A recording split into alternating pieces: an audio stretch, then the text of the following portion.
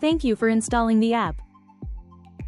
Click the app launcher on the top left corner, type and open the app named Message Blink. Once opened, you'll land on the Message Blink social settings page. Now, let's start your 30-day free trial. First, select your country and click Continue. You'll see a message that your test number has been successfully assigned. Next, select any object like lead, contact, or account. Now create contact. Add details like name, surname, and mobile number. Here your contact is created successfully. Now, click the gear icon on the top right and choose Edit Page to open the Lightning Page Builder. From the left-hand panel, scroll down to the Custom, Managed section. Drag and drop the Connect the Social Chat component onto your record layout. Now, select the phone field where your contact number is stored. Click Save. Now save this. Click Save button on top right corner. Activate this page.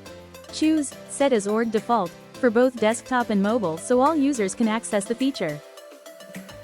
Now click Save. Then hit the back arrow on the top left to return to your record page. Once back on the record page, refresh it. You'll now see the Message Blink chat component. Type your message and hit Send. And that's it, you're officially messaging right from Salesforce. Need help or want to explore more?